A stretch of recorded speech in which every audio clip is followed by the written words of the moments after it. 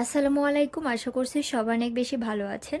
আজকে আমরা চলে এসেছি একটি বিয়ের দাওয়াতে। আর বিয়ের ভেন্যুটা ছিল ইন্টারন্যাশনাল কনভেনশন সিটি বসুন্ধরা। তো বিয়ের দাওয়াতটা আমাদের রাতে ছিল। তো আজকে বিয়েতে কি কি করলাম সব কিছুই কিন্তু আপনাদের সাথে শেয়ার করব। আর সব কিছু দেখতে হলে কিন্তু আমার পুরো ভিডিওটা দেখতে হবে। তো বিয়ের দাওয়াতটা যেহেতু রাতে ছিল, সেহেতু আমরা সন্ধ্যার দিকে রেডি হয়ে বের হয়ে গিয়েছি। প্রায় 7টার দিকে আমরা কিন্তু সেখানে পৌঁছে গিয়েছি। তো বিয়ের ভেন্যুর ভিতরে ঢুকতেই মুখে এরকম একটা ল্যাম্পের মতো ছিল, যেটা আমি অরিজিনাল ভেবেছিলাম, কিন্তু এটা অরিজিনাল না। খুবই দেখতে সুন্দর লাগছিল। আর বিয়ের গেটটা পুরো হচ্ছে কাঁচা ফুল দিয়ে সাজানো ছিল। এই যে দেখতে পাচ্ছেন, কাঁচা রজনীগন্ধা দিয়ে পুরো গেটটা সাজানো। অনেক বেশি ভালো লাগছিল এর জন্য। এই কনভেনশন হলের স্পেসটা কিন্তু অনেক জায়গা জুড়ে, এখানে অনেক মানুষ একসাথে স্টে করতে পারবে। তো খুবই ভালো লাগছিল। ঘুরে ঘুরে আপনাদের জন্য একটু ভিডিও নিচ্ছিলাম। আর আয়রার বাবার ভিডিও কিন্তু বেশি করা হয়েছে। তো এই তো দেখতে পাচ্ছেন, অনেক সুন্দরভাবে সাজানো এই কনভেনশন হলটা। আর এই সময়ে বরবয়ের স্টেজটা একদমই ফাঁকা ছিল। আর বরবয়ের স্টেজটা কিন্তু অনেক সুন্দর করে সাজানো, এখানে অনেক বেশি কাঁচা ফুল দিয়েও সাজানো ছিল, তার জন্য কিন্তু বেশি ভালো লাগছে।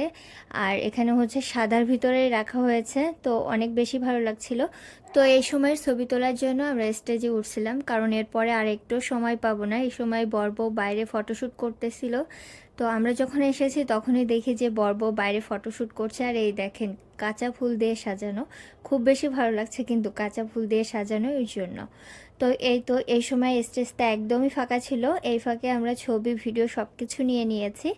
আর এখন হচ্ছে খাওয়ার টেবিলে বসে গিয়েছি। আর আমরা আগে আগে যাওয়ার কারণে আমাদের ক্ষুধাটাও আগে লেগে গিয়েছে। এই তো আয়রা তো ক্ষুধার জন্য অনেক ছটফট করতেছিল। আর আয়রা গত 3 থেকে 4 দিন ধরে অনেক বেশি অসুস্থ ছিল, খাওয়া দাওয়াও বেশি করছিল না। কিন্তু এখানে যে সে অনেক বেশি খুশি ছিল, মাশাল্লাহ। ওখানে যে একটু খেয়েছেও। আর আমি দূর থেকে, বউ তখন স্টেজে বসেছিল, তো দূর থেকে একটু ভিডিও নিচ্ছিলাম। পরে আপনাদের বউয়ের মুখ দেখাবো। বউটা কিন্তু মাশাল্লাহ অনেক বেশি সুন্দর। তো খেতে দিতে দেরি করছে, এর জন্য আমরা কফি নিয়ে আসলাম। আয়রা এই টাইমটাতে অনেক বেশি জ্বালাচ্ছিল, ওর অনেক বেশি ক্ষুধা লেগে গিয়েছে। আমরা একটু আগে ভেন্যুতে চলে আসছিলাম এর জন্য।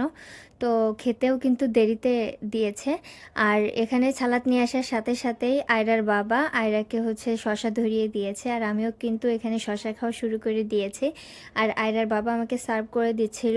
আর আয়রার বাবা থাকার কারণে কিন্তু আয়রার টেক কেয়ার সব কিছুই ওর বাবাই করে।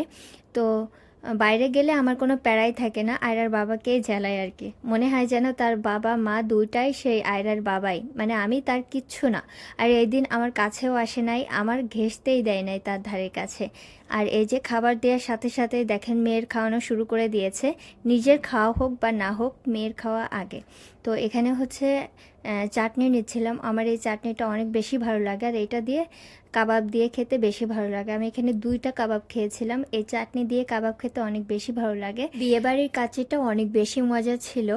আর কাচ্চির যে মাংসটা ছিল, খাসির মাংস, এটা আমি হাত দিয়ে ধরছি আর উঠে আসছে এমন একটা অবস্থা। একদম নরম হয়ে গিয়েছে, খেতে অসম্ভব মজা লাগছিল। আর খেতে দিয়েছিল, এখানে হচ্ছে কাচ্চি দিয়েছিল, রোস্ট দিয়েছিল, কাবাব দিয়েছিল, চাটনি দিয়েছিল, সালাদ দিয়েছিল, বোরহানি, পানি ছিল, ফিরনি ছিল, তারপর লাস্টে একটা করে পান দিয়েছিল। এখানে দেখেন আয়রা নিজের হাত দিয়ে রাইসটা মাশাল্লাহ খুব সুন্দরভাবে খাচ্ছে। তো ও কিন্তু 3 থেকে 4 দিন মোটে গালে কোনো খাবারই নেয় নাই, ওর ডায়রিয়া হয়েছিল এর জন্য। তো মাশাল্লাহ এখানে এসে শুধু রাইসটা ও পছন্দ করছে। ওর বাবাকেও মানে খাওয়াতে দিচ্ছে না, ও নিজের হাত দিয়ে খেয়েছে মাশাল্লাহ। তো এখানে হচ্ছে আয়রার বাবার সাথে আয়রা খুবই দুষ্টামি করছিল, ছেলেমেয়েরা অনেক দুষ্টামি করছিল। এই যে দেখেন, এখানে এসেও খেলাধুলা শুরু করে দিয়েছে, দৌড়াদৌড়ি। তারপর কিছুক্ষণ পরে চলে আসলাম কফি খেতে। কফিটা মোটামুটি ভালো ছিল, আমি কিন্তু 2 কাপ কফি নিয়েছিলাম এখান থেকে। তো মোটামুটি ভালোই লেগেছে। তারপর কফি খেতে খেতে চলে আসলাম বরবয়ের এখানে, বরবয়ের সাথে ছবি তুলতে। বরবয়ের সাথে ছবি তোলা হয় না এর জন্য, আর এসে দেখি তারা ফ্যামিলি ফটোশ্যুট করছে। তো মাশাআল্লাহ অনেক বেশি সুন্দর লাগছে কিন্তু বর বউকে একসাথে, তাই না? আর বরটা না বউয়ের হাত ছাড়া চলছিলই না। মাশাআল্লাহ এমনটাই তো হওয়া উচিত। তো খুবই সুন্দর লাগছিল দেখতে। আর এখানে হচ্ছে ফ্যামিলি ফটোশ্যুট হচ্ছিল। তারপর এক এক করে আমরা সবাই ছবি তুললাম, ভিডিও করলাম তাদের সাথে। তারপরে বের হয়ে চলে আসলাম। তো তো রাত 11টা বেজে গিয়েছিল আমাদের বাসায় আসতে আসতে, মানে সেখান থেকেই বের হয়েছি রাত 11টা, আর বাসায় পৌঁছাতে পৌঁছাতে 12টা, সাড়ে 12টার মতো লেগে গিয়েছিল। তো আসলে সাজগোজ করে যাওয়ার মুহূর্তটা একরকম, আর অনুষ্ঠান থেকে চলে আসার মুহূর্তটা কিন্তু আর এক রকম হয়, তাই না?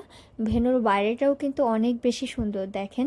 আর মানে চলে আসছিলাম যখন, না তখন হচ্ছে রাস্তার দুই ধারে অনেক বেশি সাজানো ছিল, দেখতে পাচ্ছেন। তো খুব ভালো লাগছিল, এই সময়টা অনেক রিল্যাক্স লাগছিল। আশা করছি আমার আজকের ভিডিও আপনাদের ভালো লাগবে। আমাদের ভিডিওগুলো ভালো লাগলে অবশ্যই আমাদের পেজের সাথে থাকবেন। আর আফিফা রানা আয়রা নামে কিন্তু এই নামে সেম ইউটিউব চ্যানেলও আছে, ঘুরে আসার অনুরোধ রইল। তো আজকের মতো এখানেই বিদায় নিচ্ছি, দেখা হবে অন্য কোনো ভিডিওতে। সেই পর্যন্ত সবাই ভালো থাকবেন, আল্লাহ হাফেজ।